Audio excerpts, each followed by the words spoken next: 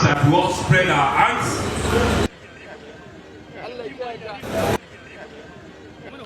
Aymana, go, Aymana. 1 minute, come inside. You spoke about the Northerners preparing for 2023. Yeah. And quite a number of people have said, why would this man be saying that Northerners prepare for 2023 again? Yeah. Aren't there other people in Nigeria? So could you expatiate on that? This is democracy. And democracy, we run a constitutional democracy. And constitutional democracy is all about people. It's about number. And I have no doubt in my mind, we have the number. I don't want to sound immodest. The 2015 election, 2019 election has clearly defined who is who. I'm not trying to be arrogant, and I'm also not saying that it's a thing that must be forcefully on Nigerians. But I'm saying, considering the fact that a lot of things had happened, let me make mention of two things. One was, vividly remember Obasanjo had a regime from 1999 to 2007, uninterrupted. Now, hand over power democratically to Yar'Adua. Yar'Adua only lasted 1 year.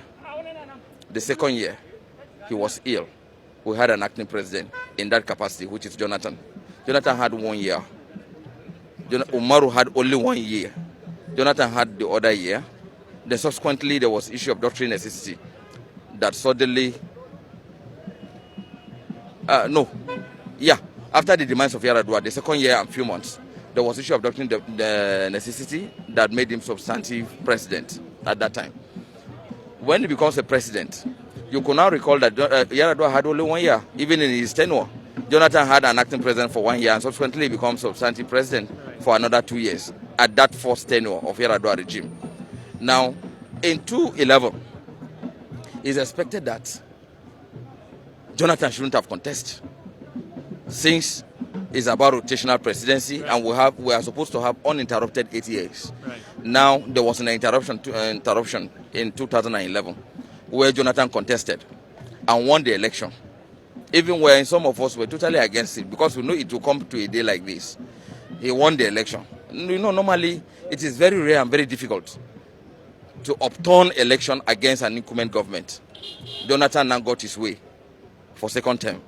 Now, Jonathan finished. If you put up the 8 years of Obasanjo, the 3 years of Jonathan, the 6 years of Jonathan per se, is this 6 years? Yes, this 6 years of Jonathan. You put together, you realize that if you put up your pen and paper, you realize they start to have about 15 years. So if the North is being marginalized? We are being marginalized, that's the language. Now, Yar'Adua had only 1 year for the northern slot. Even if Buhari successfully finishes 8 years, automatically you put together, we had only 9 years.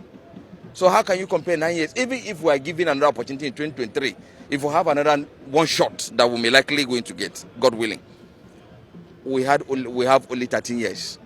Already we have been cheated for 2 years. But by the way, at least it is better to go to 13 than just end in 9. But is it about the number of years one spends or competence? Like as our speaker today mentioned, like competence.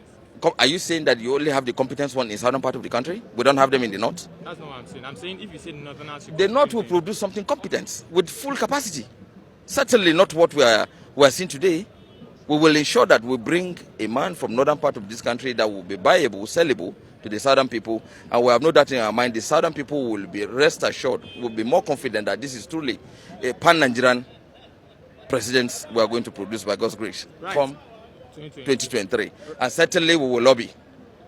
We will call for attention. We will seek for understanding of Nigerians, and certainly it will come to pass. Right. People, if you are saying that northerners feel marginalized in a way, yes, and then southerners have been there for a while, what do you think the southeasterners will talk about?